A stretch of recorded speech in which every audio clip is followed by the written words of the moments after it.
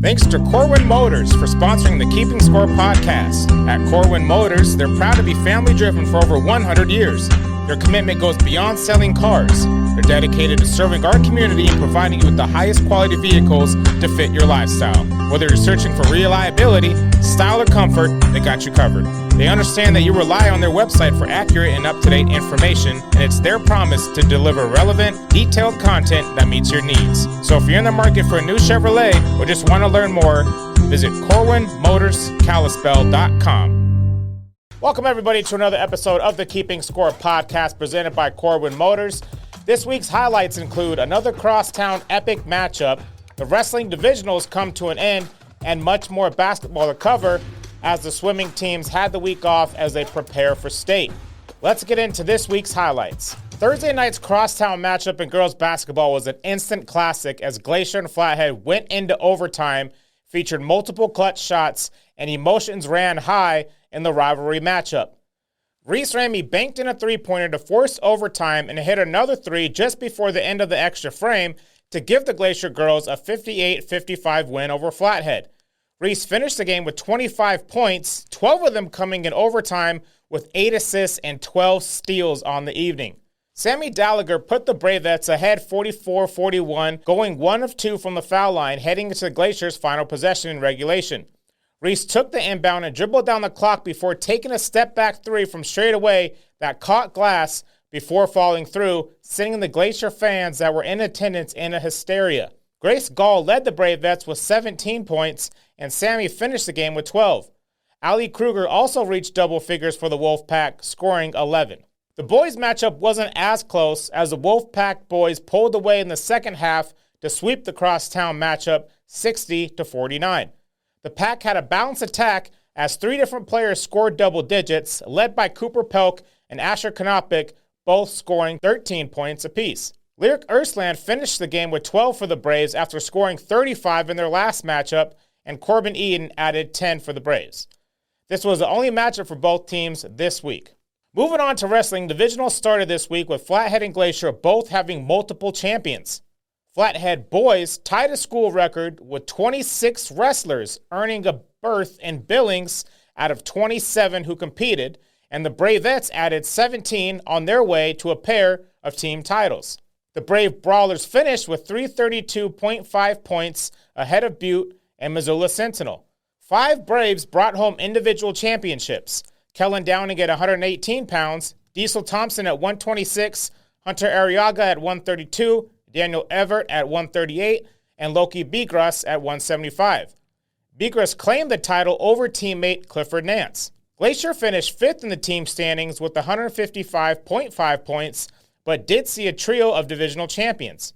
Jaron Coles at 150 downed Flathead's Dane Lake with a technical fall, and brother Nico Coles beat Brawlers Lane Shivers in a 7-3 decision. On the girls' side, 10 Bravettes reached the championship round, and 3 of them claimed titles. Juliet Cuerves defeated Flathead teammate Danica Hennel at 105. Kara Lackey picked up the win over Big Sky's Skatey Smith, and Aspen Smart down Riley Radcliffe of Butte. Glacier also saw 3 champions as Caitlin Spuler defeated Butte's Peyton Leva, Brooke Yeadon pinned Flathead's Lillian Lenote, and Cora Coles downed Flathead's Bella Downing. For Class A wrestling, Columbia Falls had 12 state qualifiers, led by divisional champs Browdy Crump and 157-pounder Dylan Delamore, who pinned Dylan's Tucker Crow in just 49 seconds in the final. 3 more Matt Cats were runners-up, Octavius Christensen at 126, Blaze Kronk and Winslow Peters both at 175. Whitefish lone wrestler Taylor Dorval won the 130-pound bracket. Bigfork's top finisher was Ava Larson, who was 4th at 100 pounds. Moving on to Class A hoops, Ali Shores scored 14 points, Yoli Krastev chipped in 11, and Whitefish Bulldogs rallied past Polson 46-43 in a Northwest A girls basketball game on Thursday. For the boys, Cooper Dudley scored 20 points, 8 of them coming in a 24-12 second quarter surge that carried Whitefish to a 58-48 win over Polson. Over at Bigfork, Alex Oach hit 2 3-pointers and scored 15 points to lead 3 Bigfork players in double figures, and the Vikings crushed Libby 58-30 on Thursday. Chucker Hickey hit 2 3-pointers to lead the way with 12 points for the Vikings, and Austin Savick added 11, 9 of those points coming in the second half. Saturday, Jace Hill and Reggie Sapa scored 12 points apiece, and Columbia Falls rallied past upset-minded Bigfork 52-46.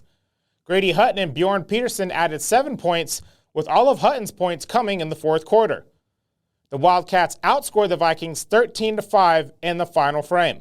Bigfork girls continued rolling with the 60-17 win over Libby on Thursday. Braden Gunlock scored 20 points, and Peyton Gunlock hit 3 3-pointers on the way to 17 points as Bigfork cruised to the victory. Saturday, Braden Gunlock poured in 36 points, including 3 3-pointers in Bigfork's 75-49 win over Columbia Falls. Emily Alton led the Wildcats with 12 points. Annika Lawrence hit 2 over 3 3-pointers in the fourth quarter and finished the game with 10 overall. Friday night, Taryn Borgen scored 14 points, including 4 3-pointers, and Columbia Falls completed a home sweep of the Ronin Chiefs in a 50-40 win. Borgen was the only Wildcat to reach double digits, with Maddie Barker finishing with 9.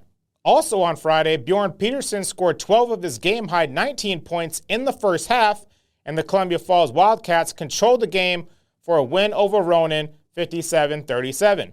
Cooper Ross scored 12 points for Columbia Falls, all of them coming from beyond the arc. As I mentioned before, no swimming this week as I get ready to prepare for state. So that is going to wrap up this week's highlights. I want to thank our sponsor, Corbin Motors, and be sure to tune in next week as both swimming and wrestling take the stage at state in what should be a very exciting week. Thank you for tuning in. I'm Josh Amick, and I'll see you all next week on another episode of the Keeping Score podcast.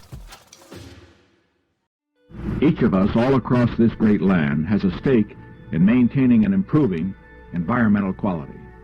Clean air and clean water, the wise use of our land, the protection of wildlife and natural beauty, parks for all to enjoy.